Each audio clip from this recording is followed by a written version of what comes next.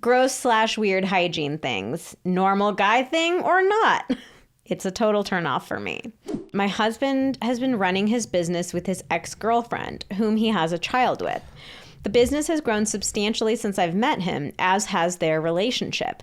I've never met her, despite asking him to introduce us. Ooh. I've never stepped foot in his office or met any of his staff. I want oral sex, and he doesn't like it. I don't know if I should ask him to try anyway and see if maybe he could end up liking it or just give up. Ooh. Should you put up with your partner not wanting to give you oral sex?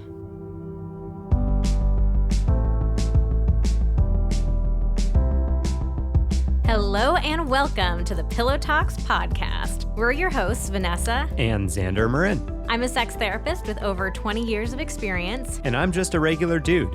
We share the ups and downs in our relationship while giving you step-by-step techniques for improving yours. Make sure you subscribe for your weekly double date full of totally doable sex tips, practical relationship advice, hilarious and honest stories of what really goes on behind closed bedroom doors, and so much more. It's the sex education you wish you'd had. I am so excited about today's episode. Me too. This is a favorite prompt of mine. Yeah, I think we're going to be doing this for a long time. This is definitely going to be a series. This is a keeper. We turned to our Instagram community and we asked, is there something going on in your relationship that is leaving you wondering, should I put up with this or not?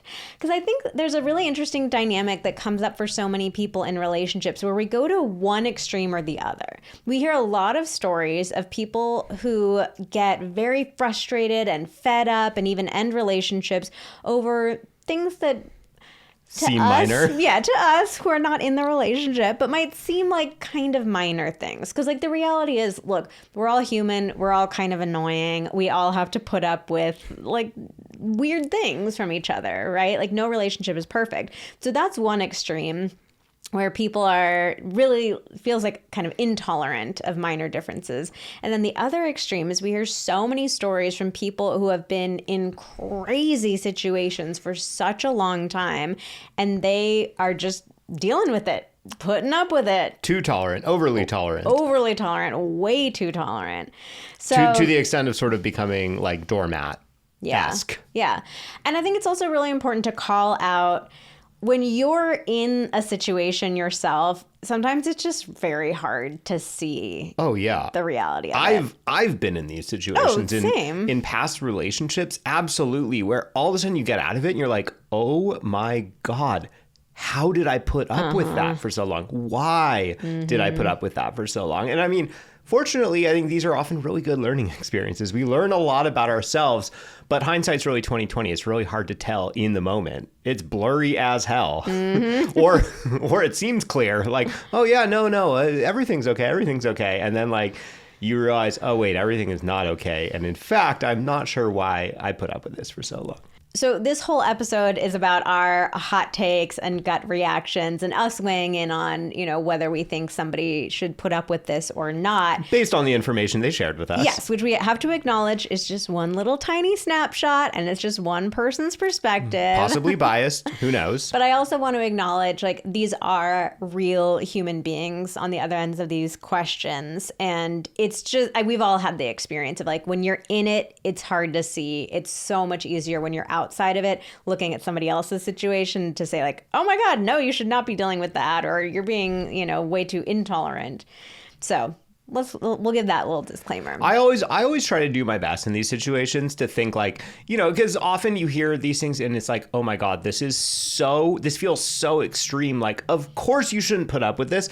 I always really try my best to be like, all right, let me give the most generous interpretation I possibly can of what might be going on for the other person. So I'm going to put my most generous interpretation hat on as well today, as well as giving a couple hot takes. But, I'll try my best. Okay, so let's get into it with our first story. Let's go. My husband will show me progress pictures of other women who lost weight that have similar stats to me. Oh boy. Okay. I don't know yet how I can put on the generous interpretation hat yet, but let's see. Let's see what happens. There might be more. Let me read the rest. After 3 kids, I'm heavier than I want to be, but finding the energy and the time to work out has been so difficult. I've told him I don't appreciate looking at these, and he's not just shoved them in my face to look at lately, but still asks me if I want to look, and I really feel like not looking would irritate him. Wait, that's okay. So he's like shoving the pictures in her face, asking her like, hey, do you want to look? But she's feeling like I can't even say no because he would be irritated about. I think she's saying she doesn't want to look at them. However, she is looking at them. Yeah. Because she is thinking that would bother him if she didn't. So right there, I think that... Yeah. Hey, that would be a first step. It sounds like we haven't read the rest. We'll see, but it sounds like some expression of like, hey, I don't want to look at these would be not only helpful, like you're well within your rights to say, you're well within your rights to not want to look at certain types of pictures or content or whatever. Okay, I really do want to get in better shape and lose a little weight, but I feel like if I do it now, he'd win. Oh, okay. All right. This just took a turn and I am here for it. It's ridiculous. This is too good. Oh my God. So we always do this. I haven't read these in advance. I'm hearing them for the first time right now. Oh my God. This is incredible. This just made my day. It's ridiculous considering I want it too, but I feel like he would feel he finally got through to me if I would lose weight. Well, damn, you fucked, girl, you fucked. Anytime I've attempted to get back into working out and watching what I eat, once I fail, he inevitably makes a comment about how I haven't been doing what I set out to do, and it makes me feel like crap. Wow, oh boy. This one is all over the place. Wow. Okay, what do you think? Hot take. I don't even know. At first, I was about to be like 110% on her side. And then the comment about, I want to do it, but actually I'm kind of intentionally not doing it because I don't want him to win. I don't know. I mean, maybe you two are perfect for each other. In a weird way. In a weird sort of way. But I think there's things that both of you could do. Like, interestingly, you guys are so much closer than you think on this. It's so sad because you both actually really do want the same things. And I feel like you both could do it in a way that would be like supportive for each other and fun, but you're just missing each other. Okay, so let's go back to the original, like showing her progress pictures. Like that. Yeah. That's not cool. That's very body shaming.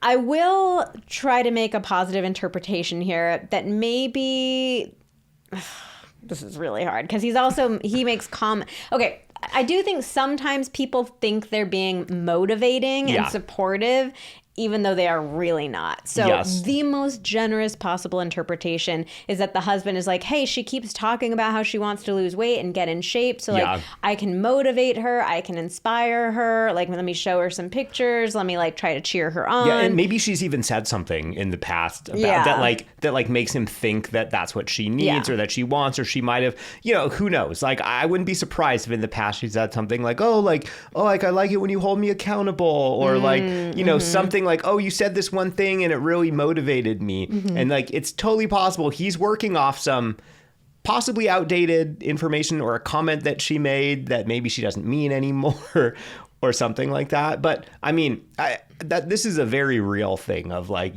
someone thinking that they're being motivating. I mean, this has come up in our relationship. Yeah. In terms of fitness journeys, and early on, you started your fitness and your health journey a little before I did, and there were some times, a while, and yeah, there were some time where I was like wanting to be healthier and wanting to be more fit, but I was really struggling, and I think you tried to motivate me. Mm-hmm. And it didn't feel very good. It didn't feel very good to me. And it kind of like created a dynamic where like I kind of wanted to like push back on it or like not want to do like it. Oh, you didn't want me to win? Well, I wasn't thinking about it like that. But for me, I realized it ended up feeling like demotivating. Yeah. Like I came away wanting to like not do that. Yeah. And then looking at, you working out and you being healthy as like, oh, well, I don't want that because like it doesn't feel good, the way that you were, trying to motivate me. Yeah. So fortunately, we had a whole conversation about this and you just stopped doing that. Well, I didn't realize that it wasn't feeling good to you. Yeah, oh yeah, so and I didn't. That's why I'm like, yeah, I can try to give the generous possible interpretation, but also I wasn't showing you pictures. No, you were not at all. Bodies. You were not at all. To me, that feels like. Even if somebody were to say like, yeah, I want you to motivate me and inspire me, like bringing in pictures of other people's bodies just doesn't feel good at all. Okay, so if the question is, should I tolerate my partner showing me progress pictures, making these like comments about how I'm not doing what I want to do, like, I think you need to have a conversation with him. I do worry a little bit the way that this is written, that she hasn't really expressed to him that she doesn't want to be doing. Oh, I'm sure. I'm sure she hasn't. So you have to have that conversation first. And if he keeps doing it, once you've said, hey, I really don't want you doing this, if he keeps doing it, then yeah, that's something to escalate, where maybe the next step is therapy, more serious conversations. But it feels to me like she hasn't fully expressed, like, I don't want you doing that. Oh yeah, I'm nearly certain that she hasn't. That's absolutely the best first step. Now, see, the thing that before we got to the like her saying she doesn't want him to win thing, before that, I was going to say, she definitely needs to tell him that she doesn't want him to share those, and even just set a boundary, like a clear boundary. I am not open to this anymore. I was going to say the next thing I imagine that's coming up is that you're feeling like unmotivated based on what he's doing. But it kind of feels like it's not quite that you're unmotivated. You are motivated, but you're battling with this sort of like winner-loser mentality of like one of you, like the zero-sum game. Like one of you can win and one of you can lose. And because he is kind of like pushing you to lose weight, even though you also want to lose weight, that if you take action to do that somehow he will win, which is a problematic point of view. Like, yeah. Though at the same time, if you get him to stop showing you these pictures and talking to you about it, then perhaps it does open the door for you to win or at least in your mind to win because he's not doing it. But like, I would love for you to just do away with this whole idea of like, there's a winner and a loser in your relationship in general, like with anything. Yeah. Because if that's the case, you're just going to be like battling it out your entire relationship for things that don't matter. Yeah, I just don't like the vibe of this one at all. I think you're both playing games with each other. You're both being unkind to each other.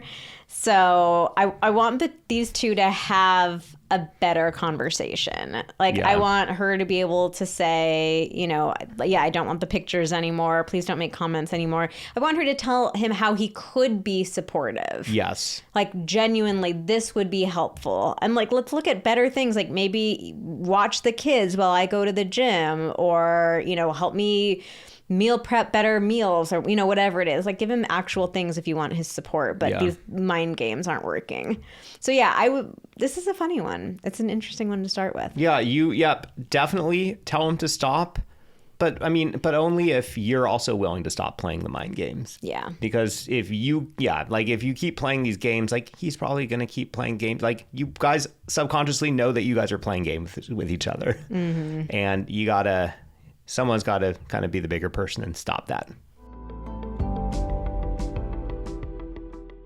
So I had a pretty scary experience a few years ago. I went into the dentist for a cleaning and I found out that I am a teeth grinder. My dentist pointed out, I could see with my own eyes, areas of my teeth that I was wearing down from nighttime clenching and grinding. And I found out that 30% of Americans grind their teeth. And we all need some smile protection. And there's no better solution than Remy's custom fit night guard. My dentist recommended that I get a night guard, and I also got another horrible surprise that they are very expensive, but Remy is up to 80% less than the dentist and way easier. So here's how it works. You get an impression kit delivered straight to your door. They give you very easy step-by-step instructions to get the perfect impression. You ship it out in the mail, and they ship you your custom fit night guard made in the US in Vegas. You get your night guard back and can start protecting your teeth right away. And the best part is Remy is so confident that you're going to get a perfect fit that they offer a 45-night perfect fit guarantee or your money back. Yeah, that part is so huge. I grind my teeth too. And before discovering Remy, I'd been through a whole number of night guards. And the challenge with them, you pay a ton to the dentist to get it. And you don't really know like what the material is going to be like or what it feels like in your mouth. And I definitely had the experience of like, I just paid so much money for this thing. It's horribly uncomfortable. It's like, digging into my gums, or I'm struggling to sleep with it. And it's this horrible decision of like, do I keep doing this? I know it's good for me to wear it, but I'm also struggling to sleep. So yeah, if I had that 45-day money back guarantee, oh my God, that would have been so huge. So this is awesome. And Remy's already way cheaper, but we have a crazy deal for you. You can try Remy risk-free at shopremy.com/pillow and use code PILLOW to get up to 50% off your night guard at checkout. That's 50% off at shopremy, REMI.com/pillow with code PILLOW. Thank you, Remy, for sponsoring this episode. Cozy Earth's mission is to transform your 5 to 9, the time that matters most, into the most comfortable part of your day. Cozy Earth has been one of our longest and most favoritist podcast sponsors because we are absolutely obsessed with their buttery soft sheets and clothing. Seriously, if you're somebody who loves softness, Cozy Earth cannot be beat. These sheets have such a nice drapey feel to them. They're super breathable. They help regulate your temperature while you sleep. So if you're somebody who tends to sleep hot, you wake up just feeling a little like sweaty and icky, you are absolutely going to love Cozy Earth sheets.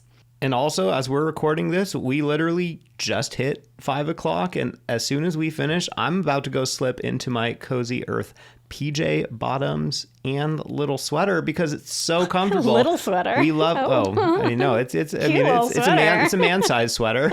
It's a PJ set. It's a PJ set. It's like a long sleeve PJ set. It is so comfy because we love being comfy in this house. We have Cozy Earth sheets in our guest bedroom as well, and we have had numerous people comment on how comfy they are. You do not want to miss out. Why spend another day not being comfy in unmatched softness? And Cozy Earth has an incredible 100-night sleep trial. If you're not completely in love with your bedding, you can return it hassle-free. They also have a 10-year warranty on all bedding products. Luxury should not be out of reach. Use code PILLOWTALKS for 40% off best-selling sheets, pajamas, and more at CozyEarth.com. Trust us, you won't regret it. Sanctuary awaits at Cozy Earth. All right, moving on. My husband doesn't truly participate as a teammate financially. He is self-employed, works 40 plus hours a week, so he is gone from our home a lot, but doesn't track his income and basically doesn't know how much he makes. This presents problems at tax time, and I never know if/when he is going to contribute to shared bills, savings, investments, etc. To be clear, he does pay his own bills, car insurance, phone, gas, etc. He pays one utility bill that is the cheapest and buys groceries. Then he will randomly give me money to help, but I never know when it will happen or how much it will be.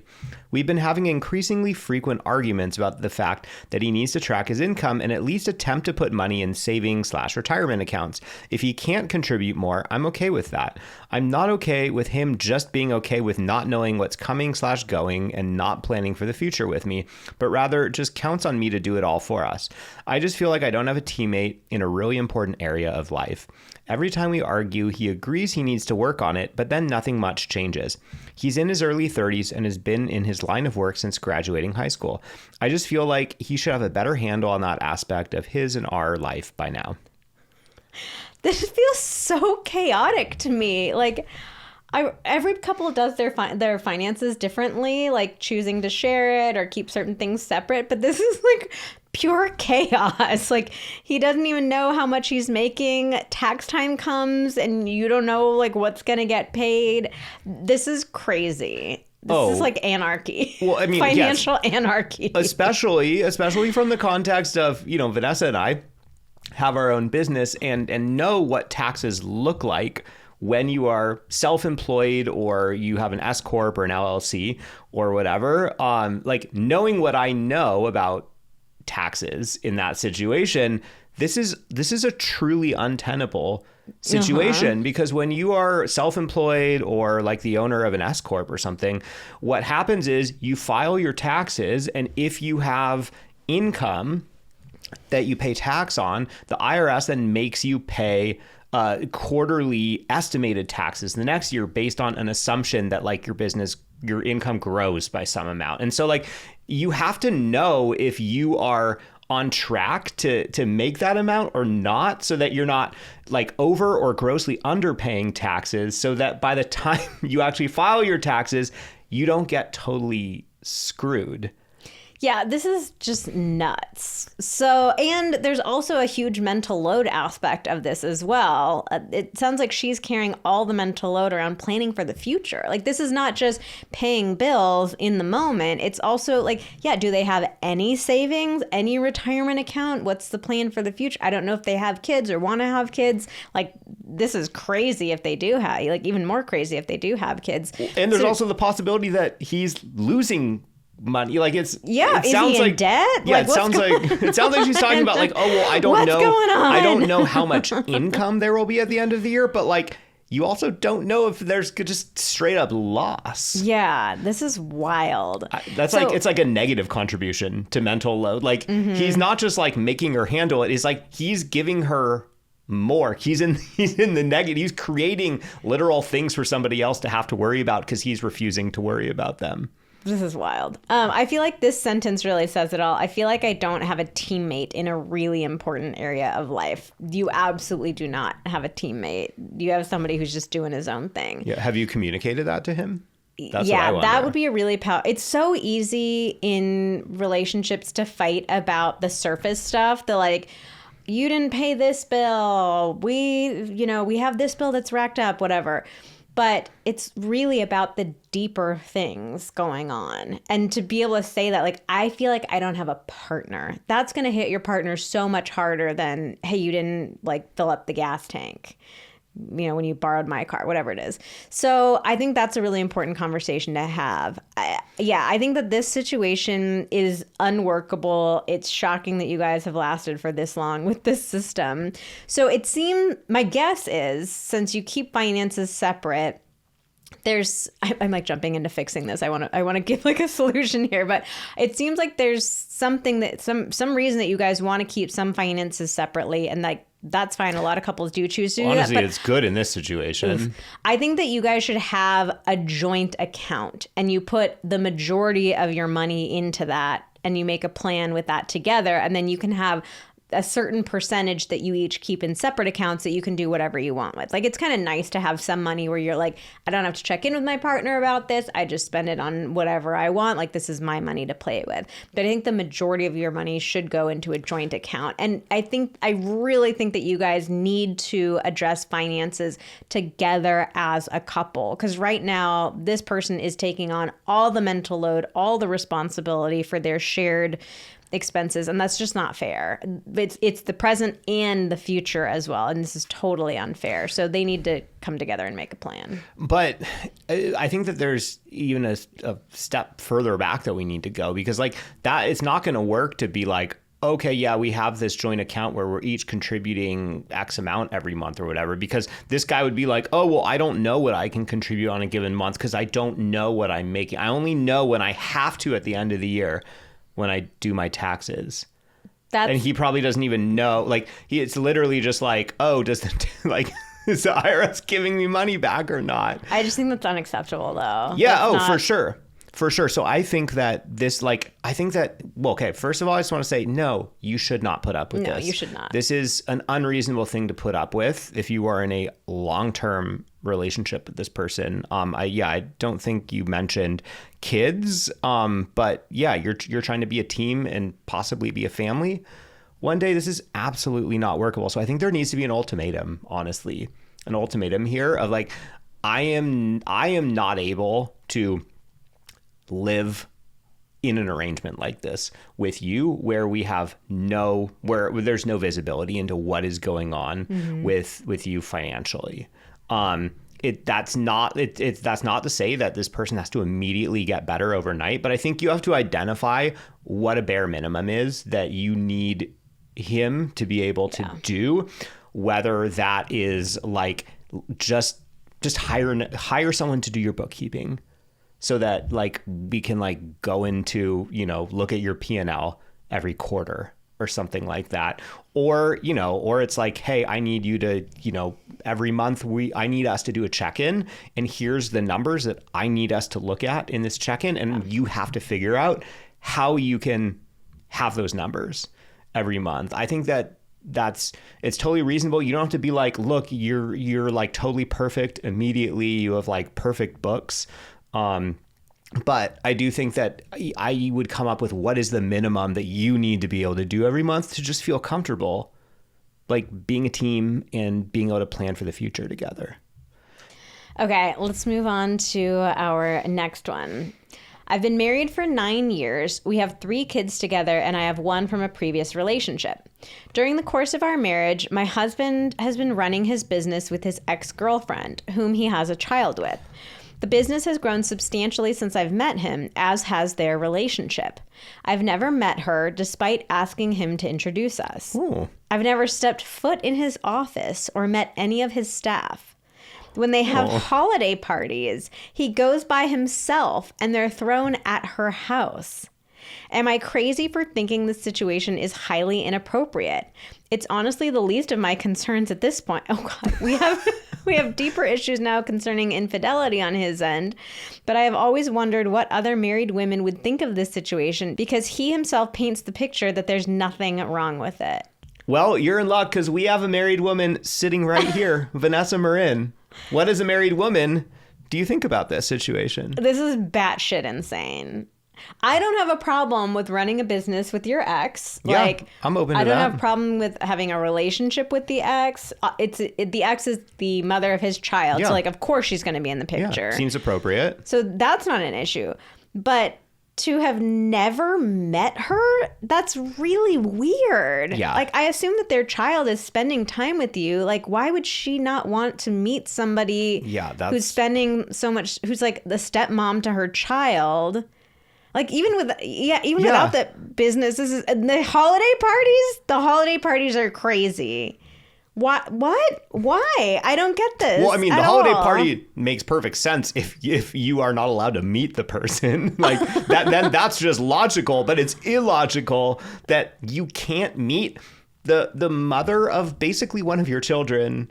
Yeah, you are of your stepchild, who, I assume you share custody of this child. So it's like, it's not like it's a secret who this person is. Like, the child talks about this person. It's their mom. Yeah. And this has been going on for at least 9 years. Yeah. No, I understand. Like 9 years. I understand possibly, like, I'm not comfortable with you meeting my ex, who is the mother of one of my children. If you are on horrendous terms, there's some issue, but like, or like we've been dating for like 2 months. Yeah, but not but 9 obviously, years. But obviously there's not like a horrible messed up relationship because you run a business together quite successfully and it's gotten more successful and grown. Like, yeah, that makes zero sense to me. I'm sorry really that's been going on for 9 years, and I'm sorry about the infidelity. This.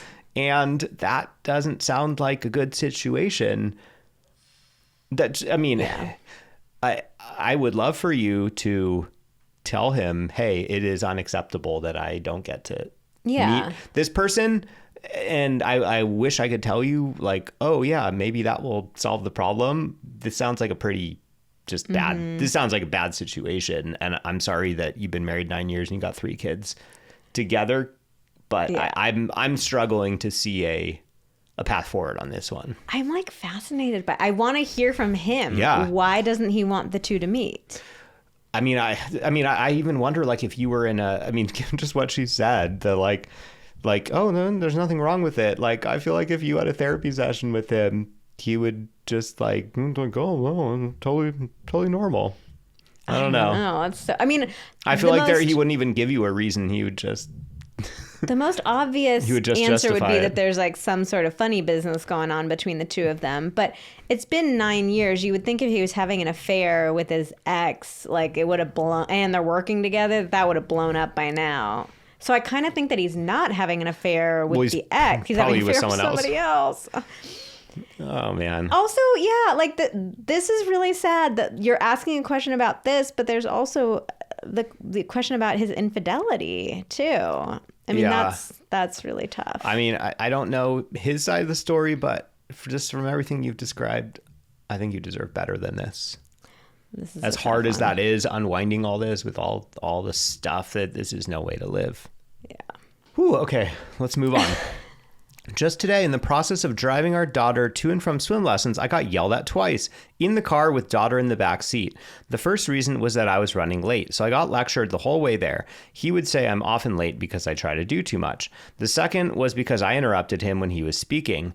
In my defense, he talks a lot. I talk a lot less in general, so it's not always easy for me to hop into the conversation. Now, this in itself isn't that bad, but it happens almost daily. I take the biggest issue when it happens in front of my daughter. I didn't grow up with yelling in the home, and I don't want her to have to.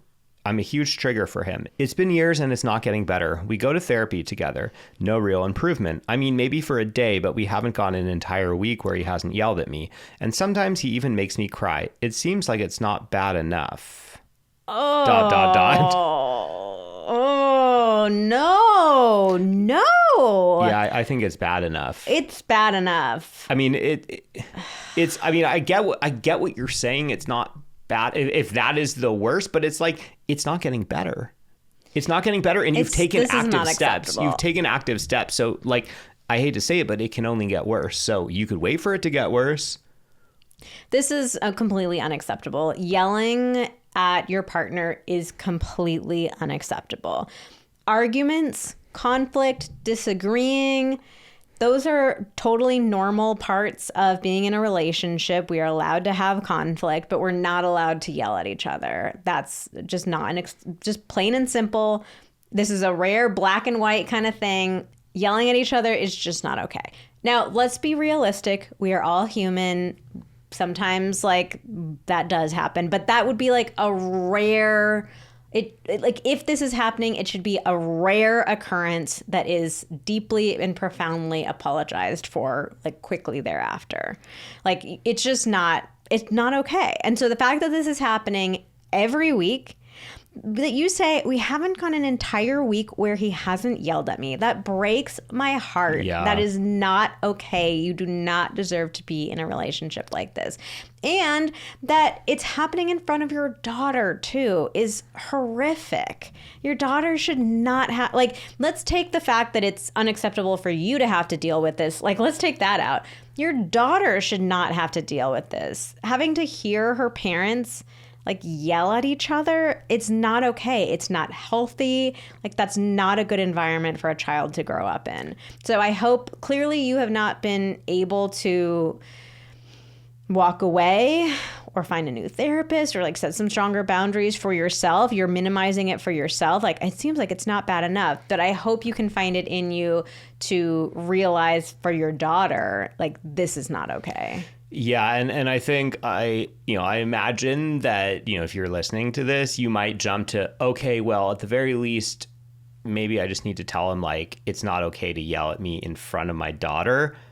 I think that the key there, you've said, this guy has been incapable of, like, not yelling at you for a week. Like, he's yelling at you probably multiple times a week. There's no way that he is going to be able to, like, moderate it just in front of your daughter. Yeah. And yeah, like, yeah, this is not an acceptable situation. Obviously, we all mess up sometimes, and we all get sometimes more heated than we wanted to. But it's so important to be able to like see circumspection, like, oh yeah, wow, that was really out of character. That didn't feel good. I'm going to like actively take some steps to make sure that that doesn't happen again. Or if I do find it is happening consistently, like get some help to try to address this. And it seems like, I mean, he's been willing to go to therapy and stuff, but yeah, I mean, either you haven't been clear enough in therapy about like how serious this is for you, or like Vanessa said, the therapist that you're seeing doesn't really take this as seriously as I would hope that a therapist would. Not that it's the therapist's job to take sides, but to just objectively sort of say like, hey, this is seeming like this is a serious issue that we need to address together. Yeah. Yeah, wow. I mean, like, to give you some context, I think in our relationship, we've yelled at each other in 18 years, like, once. Maybe there have been times where we've gotten a little heated and, like, voices started to creep up and get a little bit loud, but, like, actual yelling, I think maybe, like, only one time. Yeah, I don't even know. Yeah. But, I mean, I think, like, in our relationship, there have been situations where one person has said, hey, it's starting to feel like your voice is starting to get raised, or like it's feeling like we are starting to raise our voices. Like, let's kind of like check ourselves. Yeah. And it's like, so it's like we support each other before even getting to that point where it's like, hey, this is starting to feel too heightened. Yeah. Which, like I think it's so important to be able to like identify. It sounds like in this case, it's like it goes from 0 to 60. It's not even like, oh, you're starting to argue about something and then all of a sudden, it gets louder and louder and louder and we're not able to stop each other. It sounds like it's like you're in the car and you're late and then he just yells at you. Yeah. So it's like, it's not even like there's an opportunity to be like, hey, I think we're getting a little heated. Like, let's like take a breather. It just sounds like he has a serious anger problem. Yeah, he does. Okay, so you need a new therapist. If you've been going to therapy together for a while, and if you've been talking to your therapist about the fact that he's yelling at you so much and there hasn't been any improvement, like, this isn't the right therapist for you. I wonder if maybe you should be in personal therapy. I think you should be in personal therapy, like, for sure. To talk to a therapist who's going to be on your team and say, hey, I am not okay with this. Yeah. I don't know how to deal with this. Okay. And I would consider this something worth ending a relationship over. If you have had serious conversations about this, if you've gone to therapy and your partner is continuing to yell at you on a weekly basis to the point where you are crying, this is an abusive relationship. And this is something like that you should walk away from. And I mean, we're also worth considering like stealthily like removing yourself from the situation. And if you're not like, because I don't know, like, has he ever shown signs that he could get physically violent? Because like often, like that goes hand in hand with yelling, or, if you have any fear that, like you walking away or saying, hey, I've had enough of this could result in further escalation, then this also could be absolutely something to maybe get some friend or family support in like, hey, I need to get out of a bad situation and I need like to cut the cord immediately. I need some help with that. Okay, we were literally just about to tell you about our next podcast sponsor when Xander was like, I'm drinking Cure right now. I am. It's delicious. I got the citrus flavor. It's so good. It's like coconut water hydration all in one. So tasty and delicious. Perfect for podcasting. Cure is the cleanest way to hydrate. They're made with clean ingredients, 0 added sugar, just pure hydration without any of the junk. No added sugars, no artificial sweeteners. It's doctor approved and safe for the whole family, from adults to kids ages 1 and up. Here's a scary statistic. Up to 75% of Americans are dehydrated and don't drink enough water and electrolytes. And I think a big issue with that is most people say that water is just boring. It doesn't taste good to drink.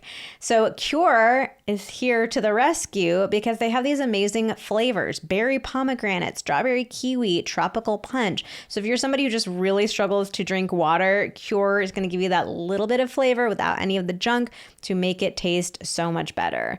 So whether you need a morning boost, maybe some electrolytes for your workout, or just something to keep you going during the day, Cure fits into any routine. Hydration goes beyond just drinking water. It's about replenishing the electrolytes we lose through sweat, sleep, alcohol, and daily activities.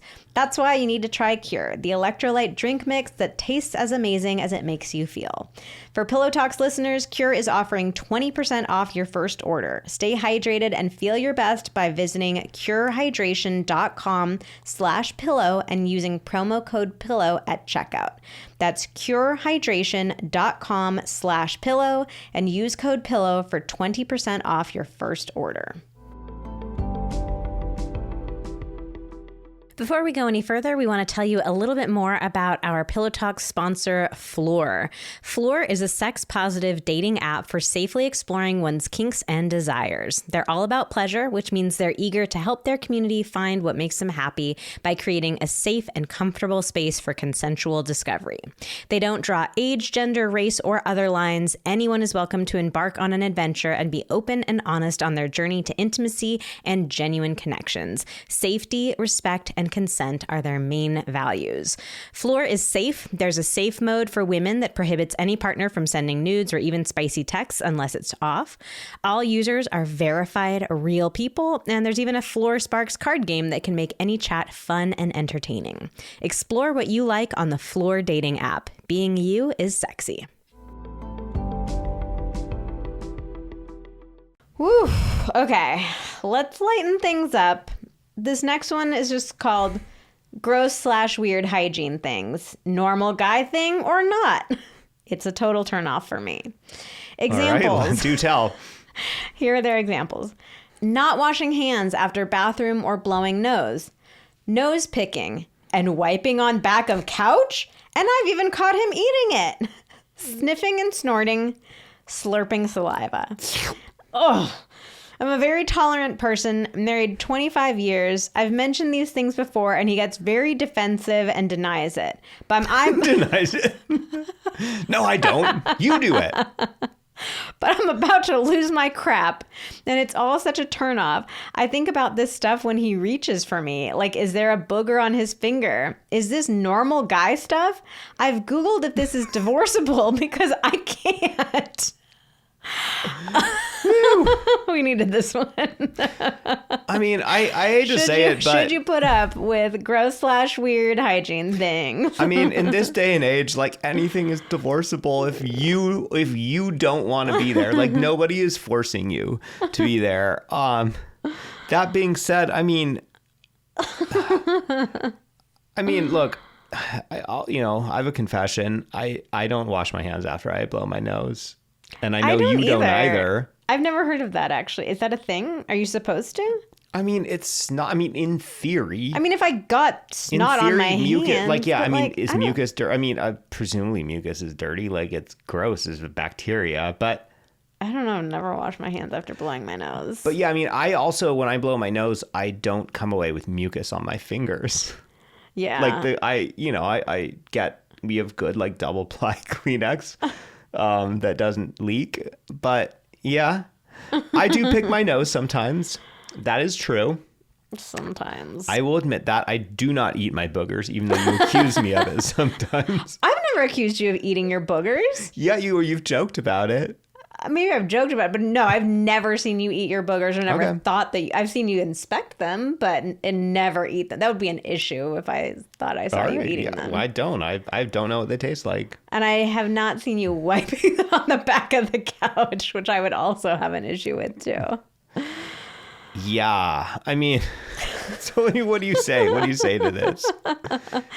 Sniffing and what about sniffing and snorting? Also, yeah, the variety of these cracked me up. Like, not washing hands after the bathroom is gross. The nose picking stuff is gross. Sniffing, I'm like, what does that mean? Just like, yeah, I don't know what the extent of that is. Snorting. Yeah, snorting could be weird. Is she meaning like horking, like the like sucking Maybe. your saliva? She said you hate slurping that. saliva. I hate that. That honestly would be a deal breaker for me. I don't think I could be in a relationship with somebody who did that like every day. Yeah. I mean, I wonder if it's possible. I mean, you're saying you're a tolerant person. I don't know you. I don't Not know anymore. you. They're about to lose their crap. You're not sounding super tolerant here, but I'll trust you that you're a tolerant person in other ways. I mean, I wonder, like, is it possible that there's maybe like a little bit of like misophonia going on here in certain ways? I don't know. I mean, because other stuff like, you know, not washing your hands after the bathroom, like, yeah, that is gross. And I can see, now that you've called it out, I can see how not washing your hands after blowing your nose could be perceived as less than hygienic. Mm-hmm. But I don't know about that one. But I mean, if you have a runny nose or allergies or something, like I blow my nose when I need to blow my nose, like I blow my nose a lot, and I wouldn't be practical to be always washing. So, but yeah, so like, yeah, I totally get it. I don't know. How do you have this conversation with him? I mean, you might have to pick and choose on these, where it's like, all right, buddy, the hand washing after the bathroom thing, like that's just a hard hygienic boundary for me. Like, I need you to figure this out. Yeah, I mean, this is okay.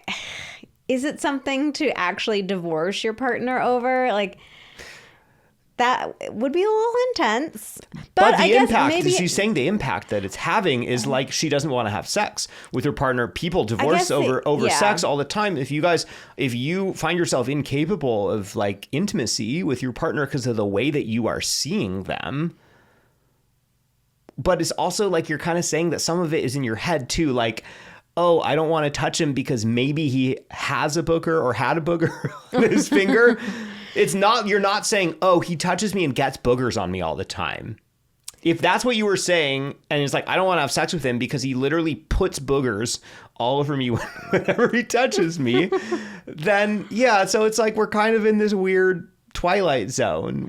I think the issue is, though, that she's talking to him about it and he's being unwilling to recognize it. Like, he gets very defensive. He denies it. So that does point to like a bigger issue, that he's not willing to take your perspective and your experience into play. So this could come down to communication. Like, if you're approaching him in certain moments where you're like, stop wiping your boogers on the couch. Like, of course, he's going to feel ashamed and embarrassed in that moment. And of course, he's going to say, like, I wasn't. Leave me alone. Like, get off my back. Something like that. So I think having a conversation at a neutral time and saying, like, hey, look, like, there are a couple of habits that I would like to talk to you about. Look, we're all human. I'm sure I have some annoying habits of my own. I'm open to like hearing about those if there's anything that you would like me to change. But like, these things are important to me. They do affect my level of attraction. I would love for, this to be something that you could pay a little bit of attention to. Yeah, I do think it is important. And I'd be careful with how you share this because, I do agree. I think it is likely this person has been expressing her dislike for this in a sort of shaming or almost like the way maybe like a mom would say something to a child. Yeah. Like, oh, that's so gross or whatever. And so, of course he responds defensively. Yeah. But I do think it is so important to find a way to kindly share the stuff about attraction and intimacy, because that is really important. And it's like, that's really what's at the root of this, is that it's like, yeah, sure. Yes, objectively, I think this is gross. I don't do this. I would prefer that like nobody do these things. But also like I understand that we're all different. Now, like the reality for me is I am finding myself struggling to maintain attraction or to like want to be intimate because I find myself wondering, oh, what's on your fingers or like, what's on your hands when you're coming to touch me. And that's not a pleasant experience to have. I don't like it. I've been trying to be really tolerant of it, but like I'm finding that I can't stop thinking about this stuff. And I'm worried that this could have a real serious long-term impact. So I'm wondering, So like say this with as much love as possible, without any shaming or like negativity. Like I'm wondering if you would be open to looking at or considering some of these things. Okay, let's do one more. Xander, I'm going to give you dealer's choice. Okay. We've got 3 options. Partner doesn't want oral sex. Should I put up with my boyfriend not being ambitious? Or partner and I have not had sex in 3 years. Which one do you want? Ooh. Let's do oral sex. Okay, my partner is an all-around wonderful person who is in it with me when it comes to personal and relationship growth. But I want oral sex and he doesn't like it. Our sex life is not great, but we're in therapy and doing everything we can to get to a better place, taking it slowly. However, he is very squeamish about going down on me. He can also be very squeamish about certain foods and other things.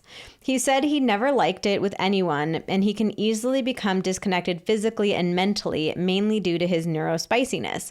But I really want that. I crave it and miss it, yet I would never ask someone to do something sexual that they were uncomfortable with.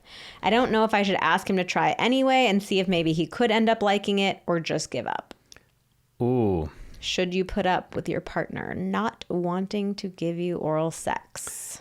Oh, this is such a tricky one because, you know, very often our general broad perspective here is that it is not, so she doesn't say anything about whether he receives oral sex from her and or if he enjoys it. Good point. But in general, when we hear about men not wanting to perform oral sex on women, often there is a socialization element to it.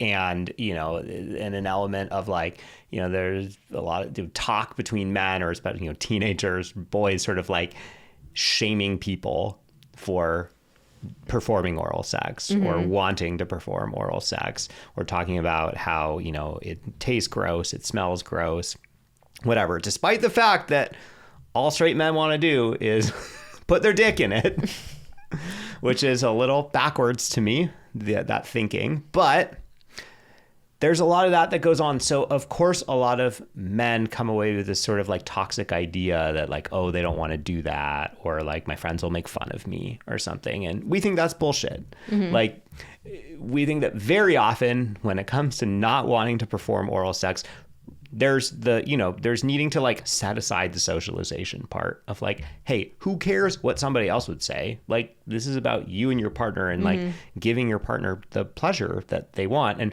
usually the same pleasure that they give you. Because let's be really honest, like usually it's like, you know, the stereotypical example is a dude who loves getting blowjobs and is like, no, I'm not going down on you. So usually it's a combination of that, plus also a guy not being that comfortable with his technique. Because that is such... And we do have a resource for that. Oh, we do. Our foreplay guides.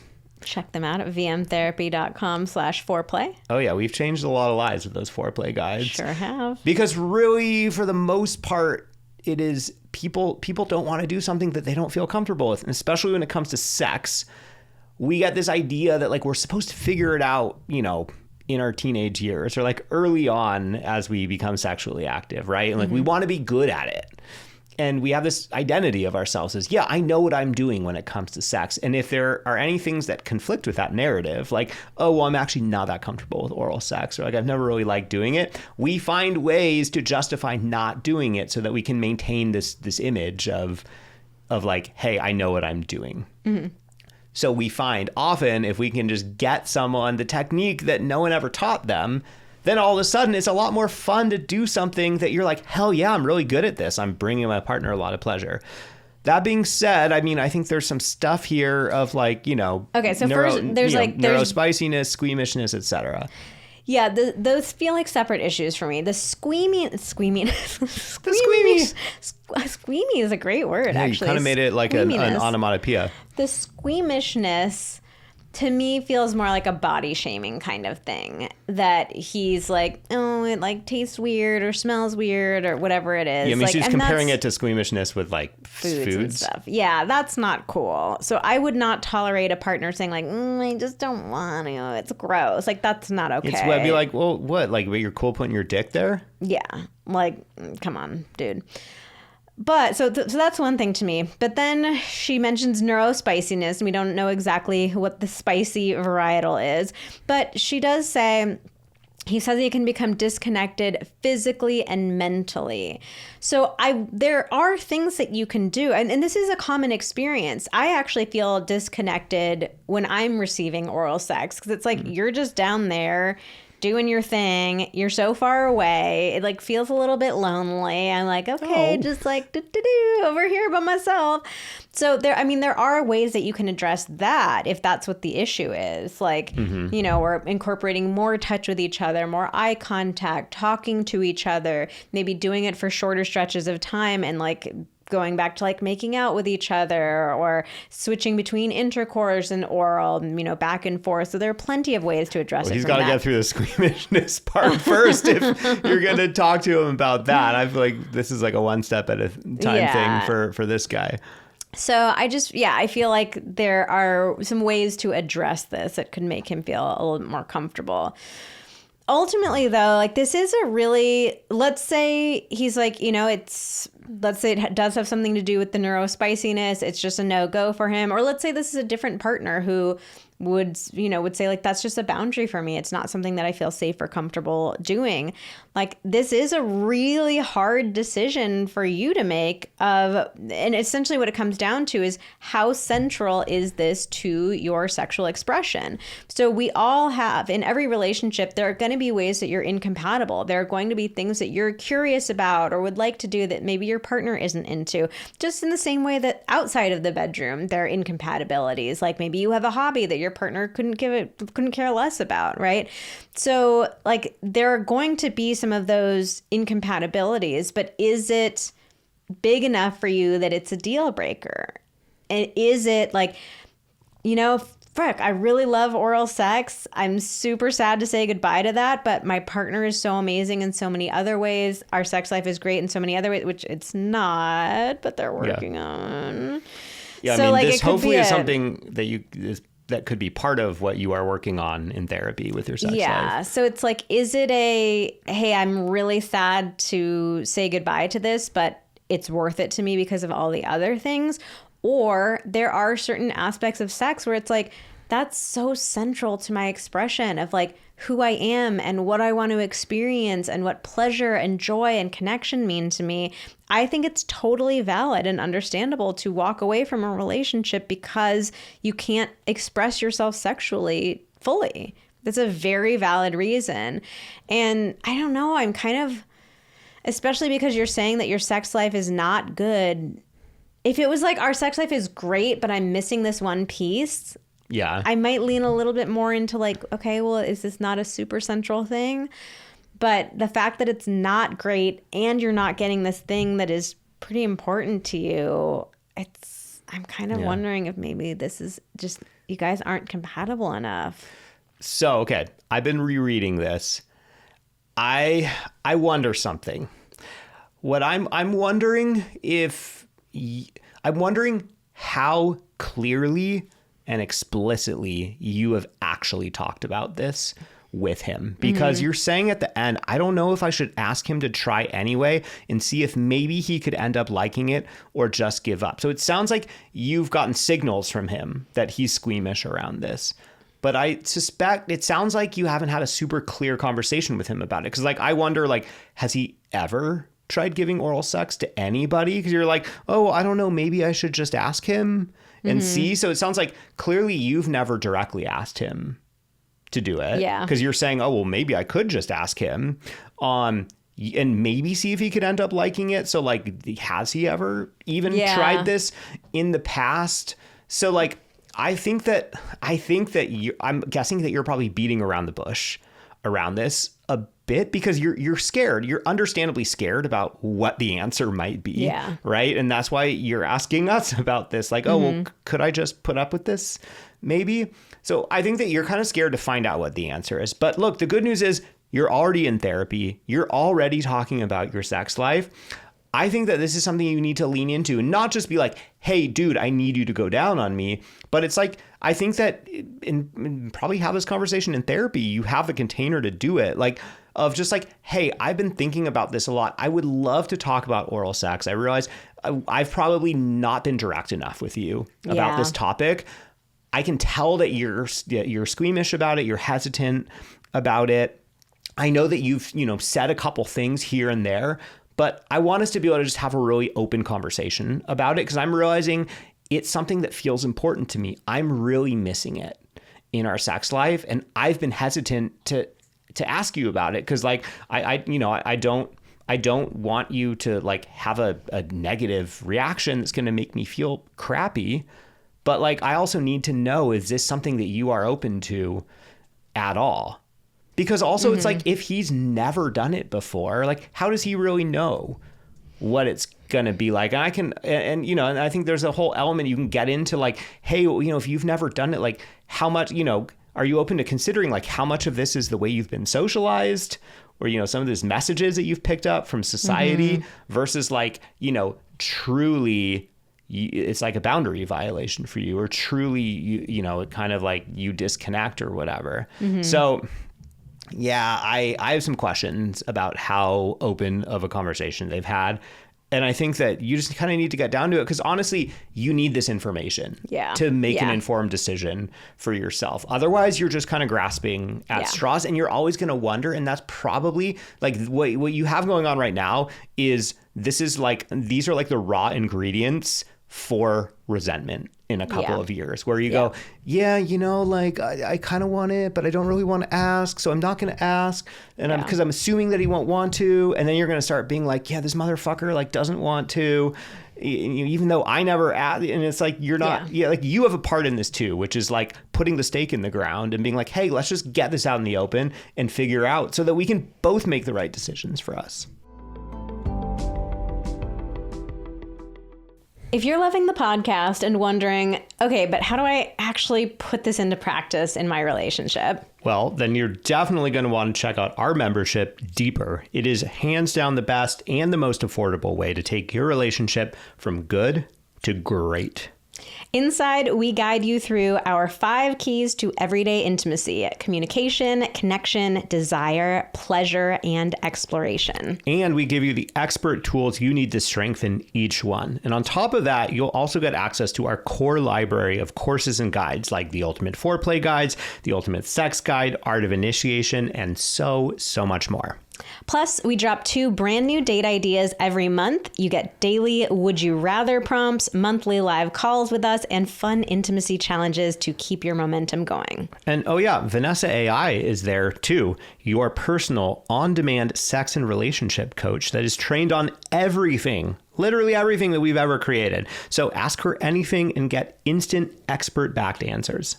So if you're ready to communicate better, feel more connected, and turn up the heat on your sex life, head on over to vmtherapy.com/deeper and use code PILLOW for 25% off your first month just for Pillow Talks listeners. All right. Well, let us know what you think of this series. We have so many other questions that we could go over as well. But that is it for today's episode of Pillow Talks. Thank you so much for listening. Join us again next week. We release episodes every Thursday.